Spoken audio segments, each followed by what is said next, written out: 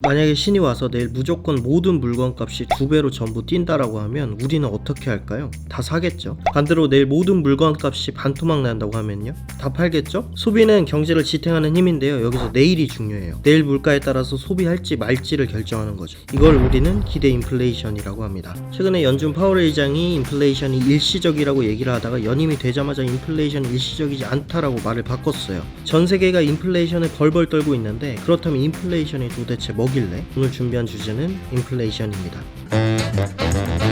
먼저 인플레이션, 통화량의 증가로 화폐 가치가 하락하고 모든 상품의 물가가 전반적으로 꾸준히 오르는 현상이에요. 여기서 주목해야 할 것은 꾸준입니다. 내 월급은 꾸준히 안 오르는데 물가만 꾸준히 오르니까 문제인 거죠. 어제는 2,000원 하던 커피가 다음날은 2,500원이 되고, 그러면 나는 원래 한 달에 10잔으로 4만원을 썼는데 똑같은 10잔을 마셔도 이제 5만원이 되는 거죠. 인플레이션이 생기는 이유는 다양합니다. 첫 번째, 공급 감소, 물건의 개수가 줄어들 때. 두 번째, 과잉 통화 공급, 물건의 숫자는 같은데 통화량이 증가할 때. 세 번째, 초과 수요, 물건을 사고자 하는 사람이 많아질 때.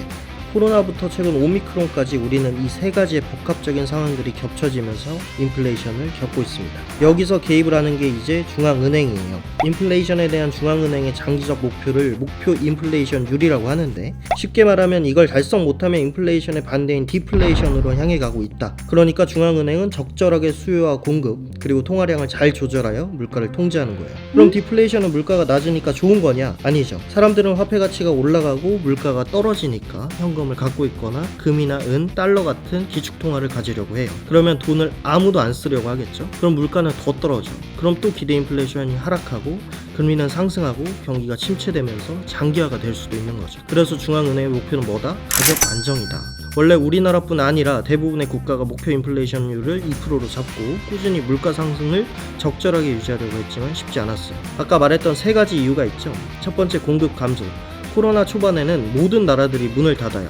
공장 셧다운되고 해외 공장을 짓고 의존하던 공장들도 멈추고, 그리고 배든 비행이든 사람이 타서 목적지까지 가고 물건 내리고 올리고 해야 되는데 그것도 못하니까 공급량이 감소합니다. 그러니까 사람들 일도 못 시키고 사람들은 쉬고 실업급여 받고 재고 쌓이고, 그러니까 디플레이션 상황이 악순환되면서 사람들은 돈을 안 써요. 그래서 우리나라가 작년에 IMF 수준이라면서 가계 필수 지출 비중이 41%가 됩니다. 그러니까 꼭 필요한 데만 돈을 쓰는 거죠. 그래서 두 번째, 과잉 통화 공급. 말 그대로 돈을 안 쓰니까 시중에 돈을 푸는 거예요. 각종 지원급 명목으로 국가가 국민들에게 돈을 풀었죠. 그리고 중앙은행이 시중에 있는 민간 채권이나 국채를 사들이는 양적 완화라든지 금리도 낮추고 돈도 쉽게 빌려주고, 그래서 그 돈으로 우리는 쭈쭈바도 사먹고 영어까지 끌어모아서 B2도 하는 거죠. 세 번째, 초과 수요. 돈이 생기니까 사람들이 돈을 쓰긴 쓰는데 공장들이나 기업들은 코로나가 발생하고 사람들 일 안 시키고 물량도 평소보다 적게 만들고 했어요.